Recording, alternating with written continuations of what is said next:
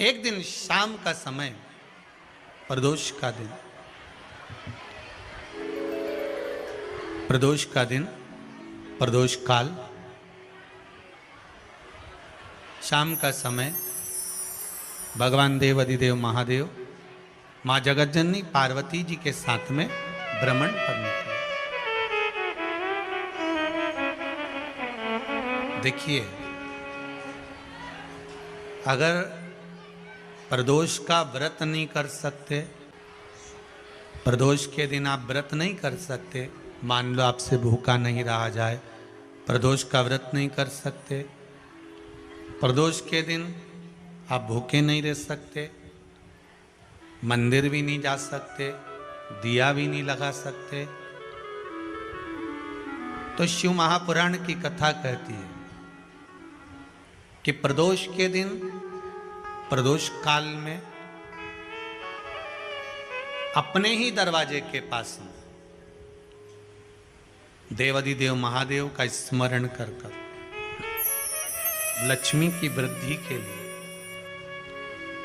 कार्य सिद्धि के लिए, संपदा को प्राप्त करने के लिए आप अपने ही दरवाजे के पास में एक दीप लगा सकते हो। कौन से दिन? प्रदोष के।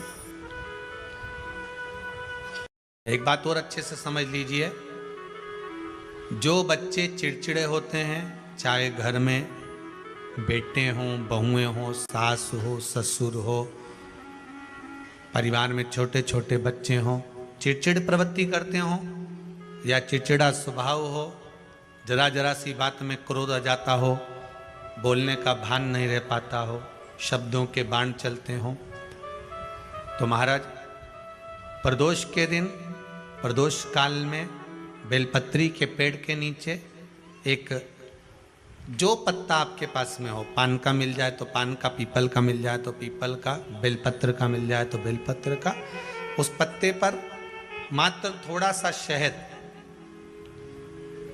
और 7 दाने चावल के रखकर घी का दिया लगा दो महाराज, और थोड़ा सा जल हाथ की अंजलि में लेकर भगवान देवाधिदेव महादेव का स्मरण कर कर कि इस बेलपत्री के वृक्ष के नीचे माता लक्ष्मी, पार्वती, सरस्वती विराजमान है। इसी बेलपत्री के पेड़ के नीचे मेरे देवाधिदेव महादेव का 12 ज्योतिर्लिंग का स्वरूप प्रकट है। उनका स्मरण कर कर जल चढ़ा दीजिए और उसका स्मरण कर लो जो चिड़चिड़ प्रवृत्ति करता हो, क्रोध करता हो, जिसको बोलने का भान नहीं होता हो, सम्मान नहीं देता हो, अपशब्द कहते हो, उनका स्मरण कर कर आप छोड़ेंगे। एकदम एक प्रदोष करेंगे, दूसरे प्रदोष तक तो आपको कोई दिक्कत ही नहीं। 2-3 प्रदोष कर कर देखिए, बाबा कृपा करें। बच्चों को पढ़ने का कह रहे हो, पढ़ने बैठो, पढ़ने बैठो, पढ़ने बैठो, पढ़ने बैठो, तो एक आध प्रयास बच्चों के लिए भी कर लिया करो कि भाई ठीक है, बच्चे लोग विद्या में प्रबल होंगे।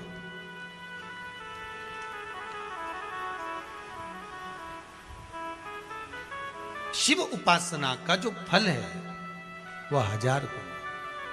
पहले भी कथा में काज, फिर कहते हैं,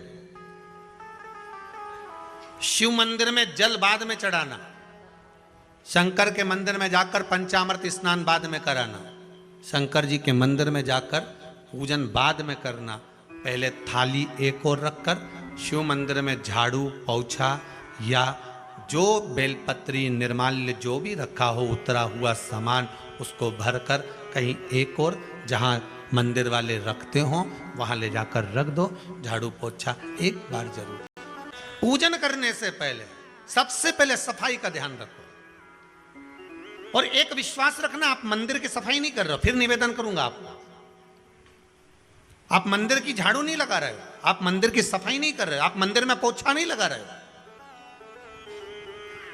जितना हाथ आप मंदिर में फेर रहे हो सफाई के लिए, उतना आपके जीवन में जितना दुख है, जितनी तकलीफ है, जितना कष्ट है, जितनी बीमारी है, उस पर हाथ फेर रहे हो, मंदिर में नहीं फेर रहे हो।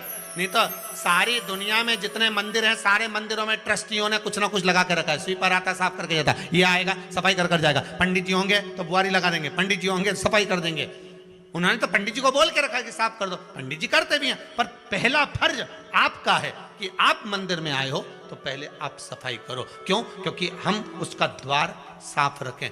आज के समय में तो एक नियम हो गया साहब कि मंदिर में जाते हो तो मंदिर के दरवाजे पर चप्पल उतार के जाते हो, नहीं तो शास्त्र रीति तो ये कहती है कि मंदिर में भगवान सामने बैठा है तो उसके सामने चप्पल भी नहीं उतरना चाहिए।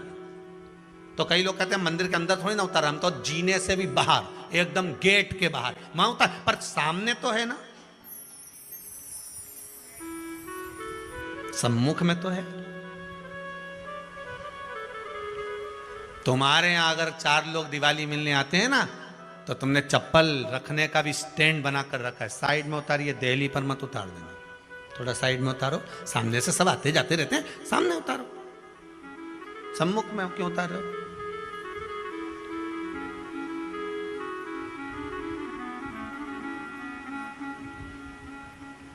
थोड़ा द्वार पे से दूर उतारिए।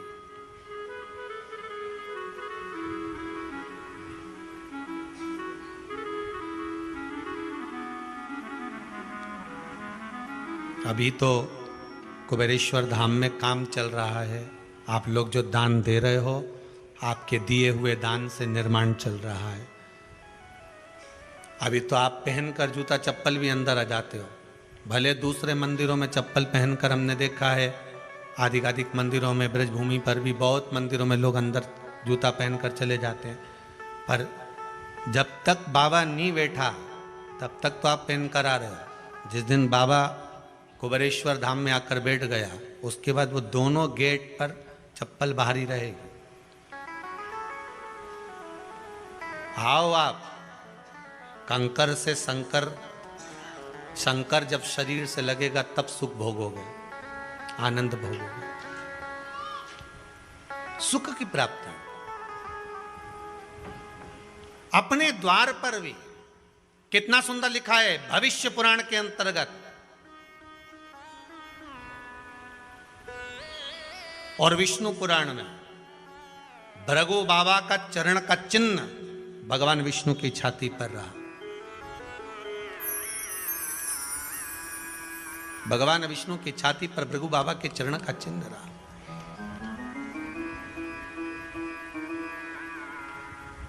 चरण का चिन्ह। अब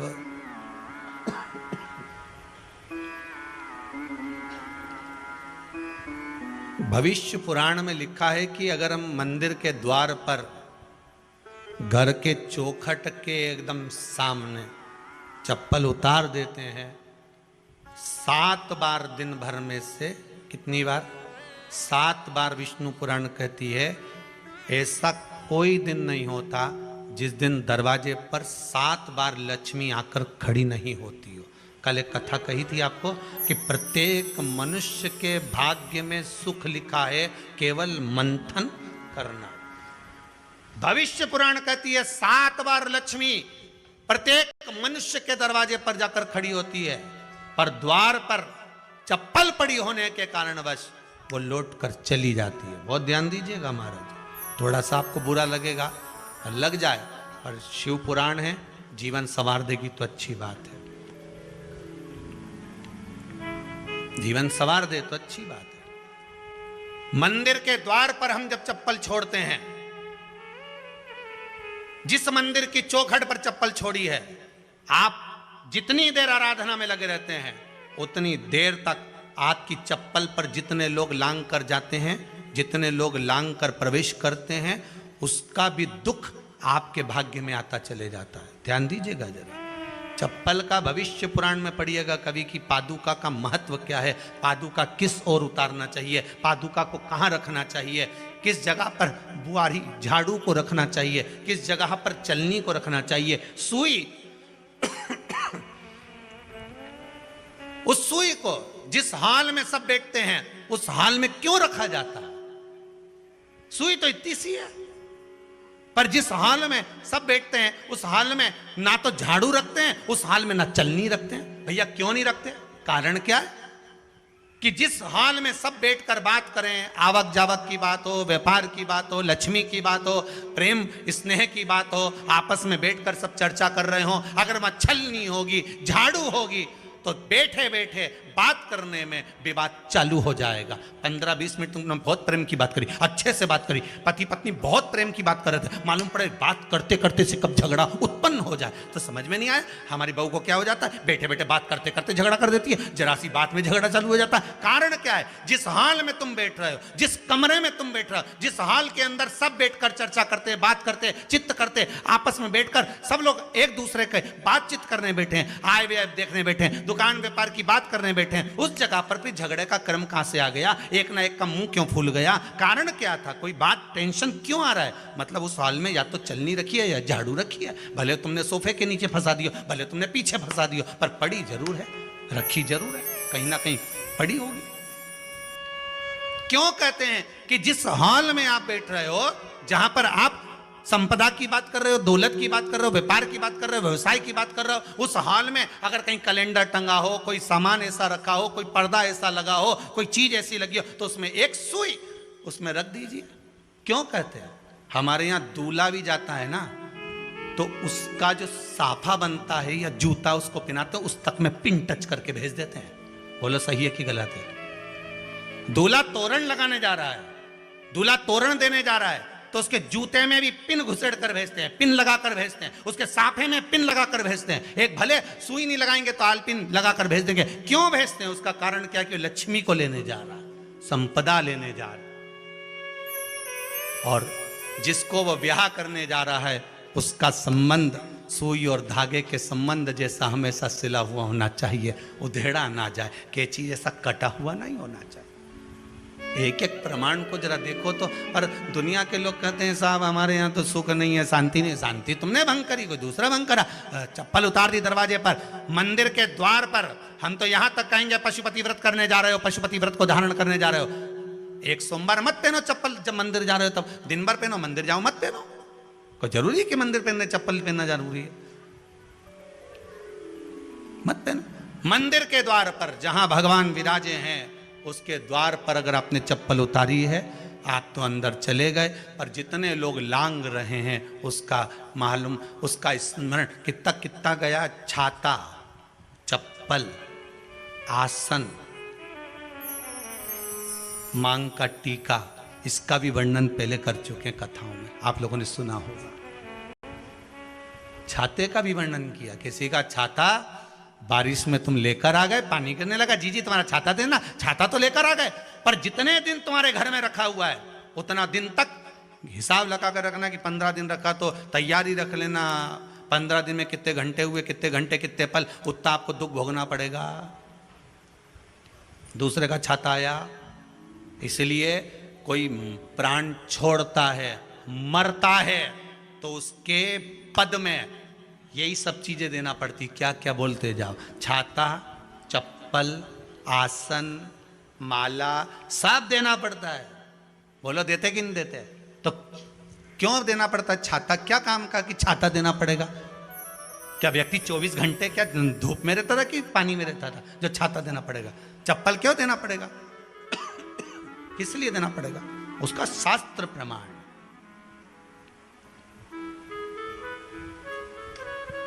जरा सा राजा परीक्षित ने जरासंध के मुकुट को सिर पे पहन लिया था और बुद्धि बदल गई थी। शमीक बाबा के गले में मरा हुआ सर्प डाल दिया था। सही है कि गलत है? केवल मांग का टीका अर्थात सिर पर मुकुट बदला और काम हो गया। बहुत ध्यान देना पड़ता है महाराज, बहुत ध्यान देना पड़ता है।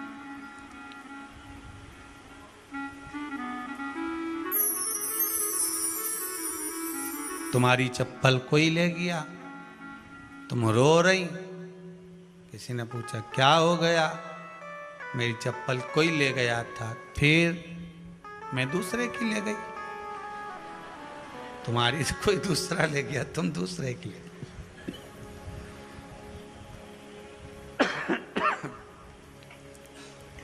नहीं भाई,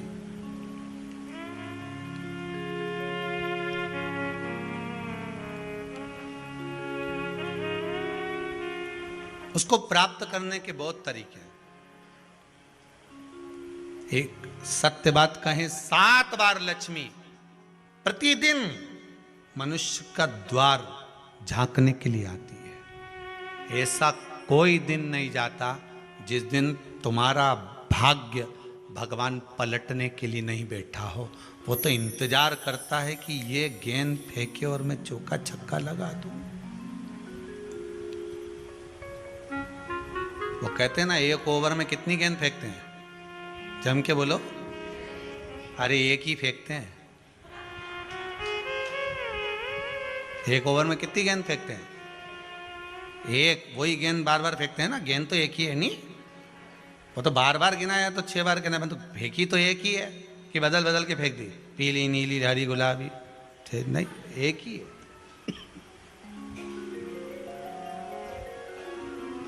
बदल बदल कर आया, गेंद 1 ही थी, फिर फेंका कि ये तो वाइट निकल, फिर फेंकी, गेंद वही है, गिनती में 6 जा रही है।